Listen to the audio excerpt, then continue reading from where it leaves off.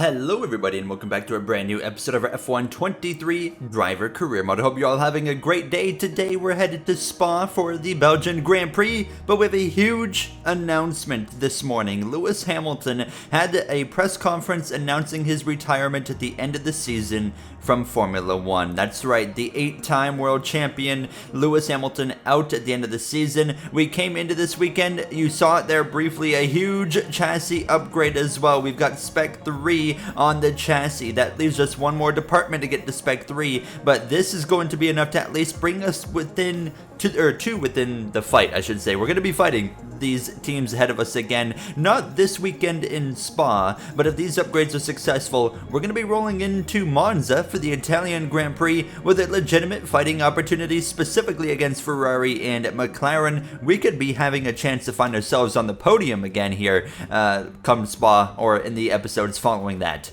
And we roll into this Belgian Grand Prix weekend just kind of with some hope, you know, hoping for the best. And we've had a rough stretch here lately as well. But we, of course, got the news. Lewis Hamilton is going to be calling it a career at the end of this season. So he's got one more opportunity to win a world title this season and become a 9-time world champ. Will he do it? I don't know. We'll have to wait and see. What do you guys think down below in the comments? Let me know because I'm very curious to see if he's going to be able to pull this off. He comes into this weekend behind George Russell. We roll into qualifying here now as well, and we of course have kind of gotten used to the fact that Mercedes is probably going to be in a 1-2 scenario, but we've seen Hamilton and Russell kind of go back and forth here throughout this season, and it'll be interesting to see who's going to be able to come out on top today for this final half of the season that is underway. Only 8 Grand Prix remain here now. Q1 was a breeze. We were P9, P10 between myself and my teammate of Yuki Tsunoda respectively.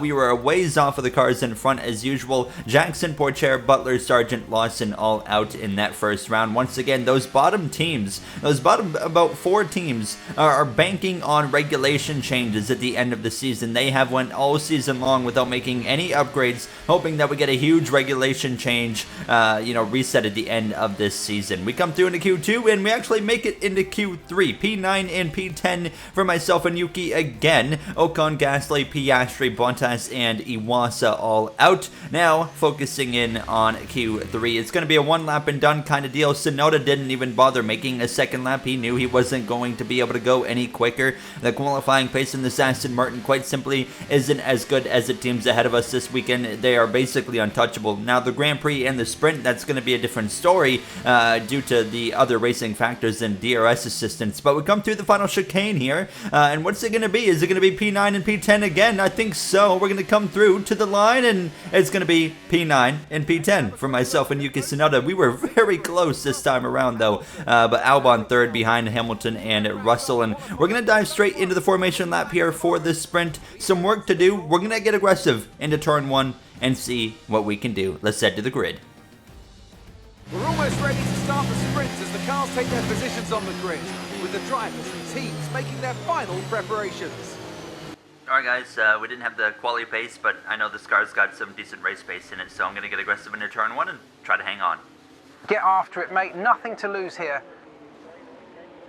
Alright then, we are ready to roll here now from Spa. So, we got our teammate of Tsunoda right there with us. What is he going to be able to do? We've had the moments this season where he doesn't quite have that same pace and kind of just drops back. Now, we're going a bit different here in the sprint. We're on the soft tire this time instead of running a medium tire all sprint long here now. But nonetheless, ready to roll as the last few cars pull up to the grid. It's a Mercedes front row. Everybody around us on that soft tire. Here we go. It's going to be lights out. We're underway for the sprint here. 8 laps of racing in the Belgian GP weekend to kick things off here. Good start for myself. We're going to lunge one up the inside. 3 wide on the 2 McLarens of Albon and Norris. We're going to get them both. Up into P5 we go. So from 9th to 5th in just 1 corner, we absolutely take that now as we're going to try and slide in behind the Red Bulls. They're still side by side behind us to get it sorted out between Albon and Norris. Everyone getting it sorted out. 3 wide in the background through Radian and Eau Rouge. Somehow they don't crash. We're going to get an immediate look at that because goodness gracious, look at this. That's Devin Butler going for it, and oh my goodness, how they didn't crash.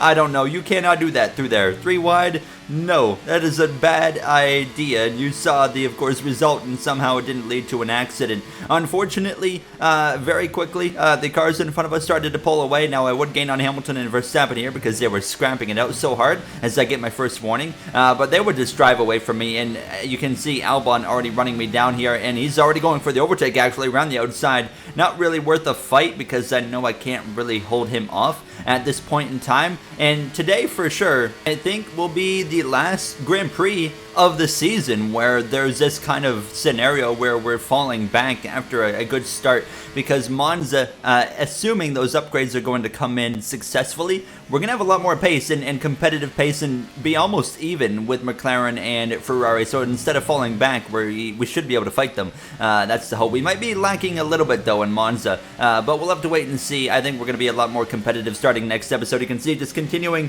to fade as the sprint went on. Carlos Sainz goes through, and I was going to try and hold off Leclerc because I'm holding on to 1 point right now in P8 and I don't want to give it up. So I was able to stay within the DRS of Sainz here for the next few moments, which was keeping me at least in the mix and able to defend over Leclerc. But the final lap of the sprint, now you can see Sainz almost 2 seconds up the road. Leclerc right on the back of me here. George Russell, he was coming through to go from, well, P1 to P1. He led from start to finish over Perez, who's right on the back of him. Russell wins the sprint, Hamilton in third, and we actually were attacked by Leclerc going into the final chicane. A little bit of contact right there between us, but we exit turn, the final turn, and we'll stay ahead in P8. So we'll score a single point in the sprint. You know, we only went backwards in the sprint, but we still held on to a point. Sonoda, P10 right there, did a solid job as well, and I think this sets us up decently, at least for the Grand Prix, and hopefully we can have a bit more pace there. Let's head to the grid on Sunday.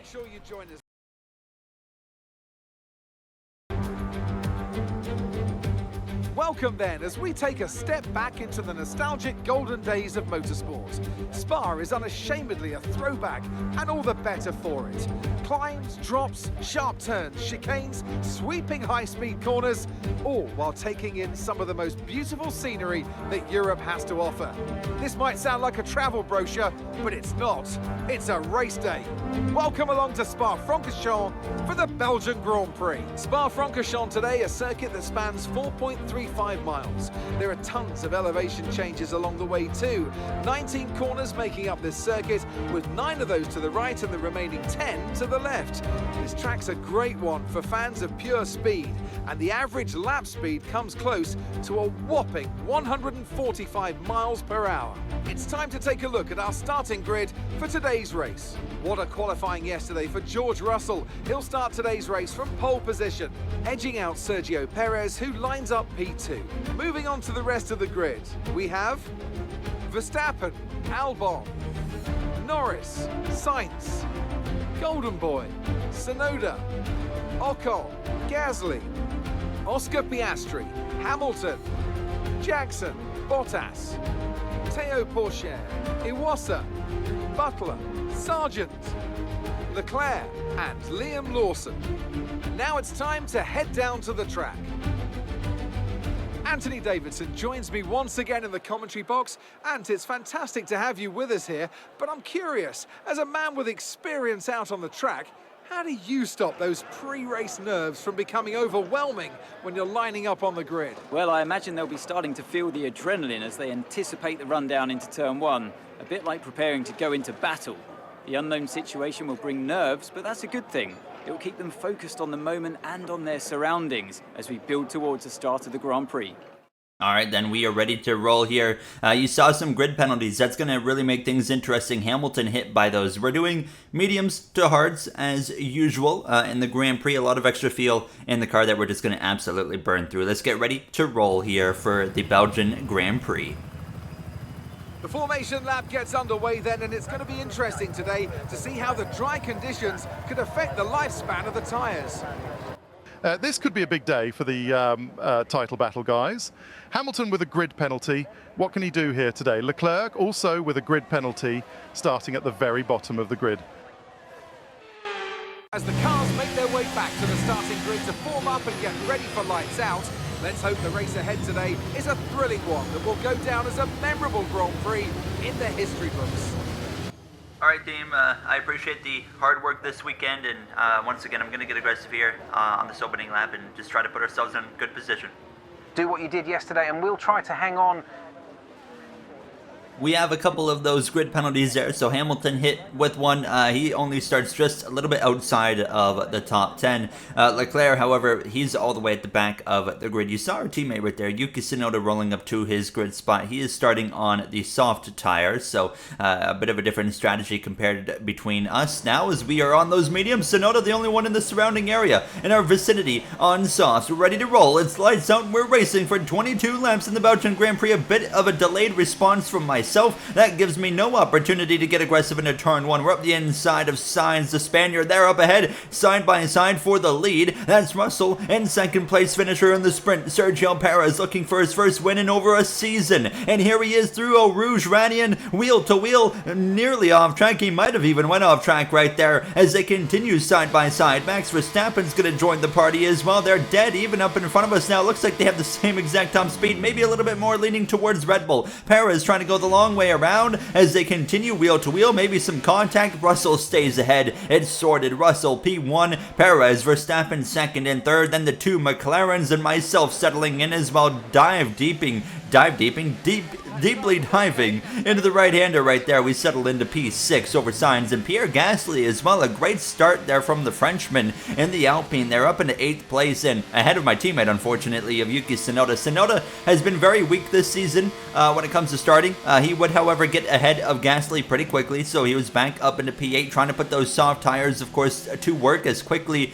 as he can. The question is, how quickly can Lewis Hamilton work his way through traffic? Yellow flags already in the back. That's a Yumu Iwasa having a mechanical failure. He's had a rough rookie season. A lot of these rookies have had a rough go. Only 8 races into the season, of course. Now, race 9 starting today. Here goes Perez, lap 4, looking for a move with the DRS assistance on the inside, going the other way around Russell. This time, I think he's going to be successful. Yes, he is. Red Bull have come to fight here today, and you can see, unfortunately, I had now lost the DRS to Norris in front of us. There's a big train of cars right there. They have not gotten away from each other, but I just didn't quite have enough pace in this car to actually maintain that DRS. So 1.2 seconds down the long straightaway, going up to 1.3, 1.4, and I was just trying to hold off Sainz for as long as I could.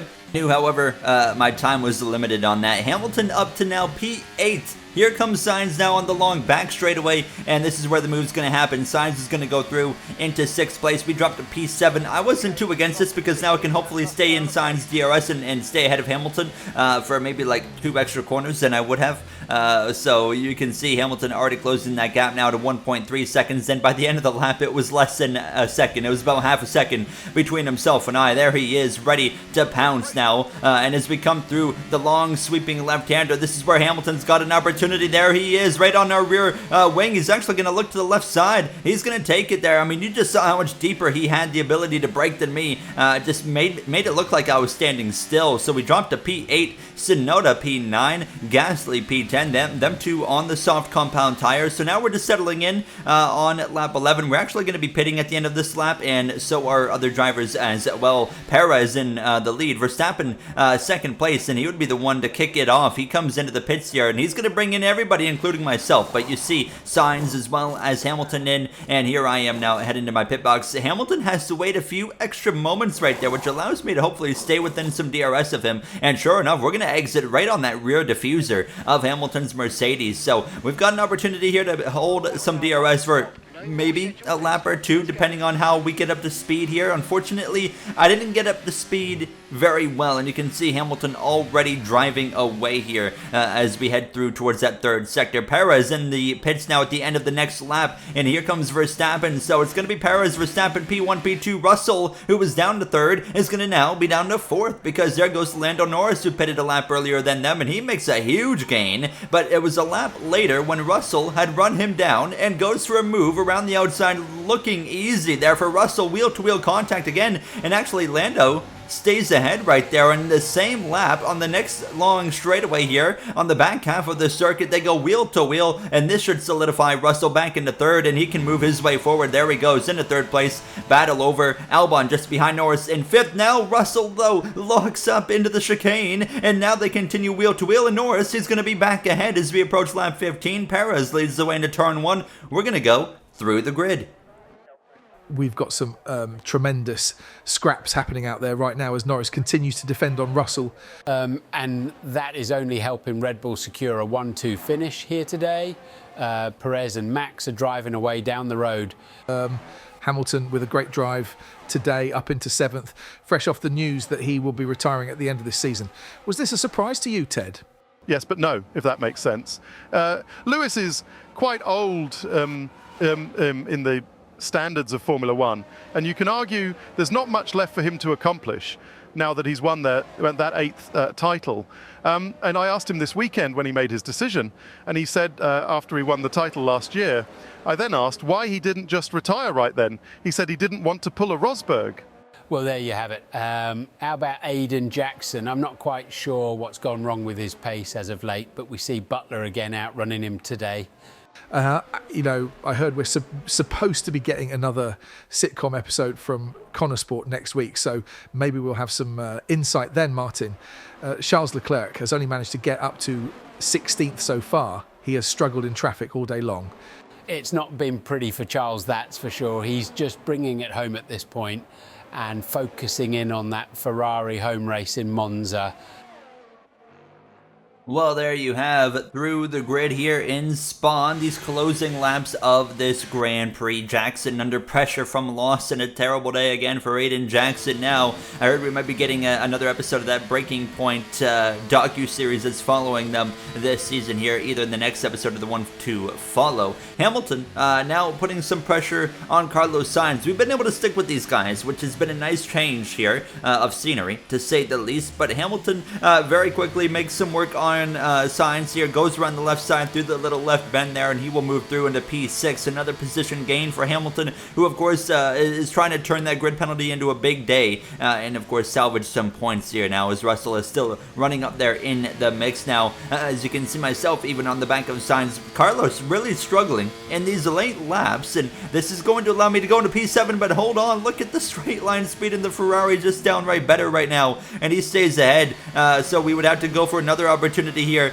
Next lap, lap 19, going for the overtake again up the inside of the Spaniard here, wheel to wheel. This time we're able to maintain pretty well down into the corner, and we're going to put him into a bit of an awkward spot where he just kind of is forced to lift. Russell would finally get past Lando Norris in these final few laps, and Norris would actually start to drop down the order a little bit here. So you see Russell on the track map gets ahead of the McLaren sandwich there now is, but Albon would also pass Norris, and now Norris was under threat from Lewis Hamilton. So Norris has gone from 3rd to potentially a P6 result. We start the final lap here of the Belgian Grand Prix, and that's exactly what had happened. Norris down to P6. It's a Red Bull 1-2. I don't think we've seen that at all this season. It's been a while. Red Bull, though, back on top here today. We know both drivers, they have an opportunity to still win the world title. It's going to be hard now. Sainz looking for maybe one little opportunity there to catch me off guard. He's not going to do so. We will stay ahead in P7,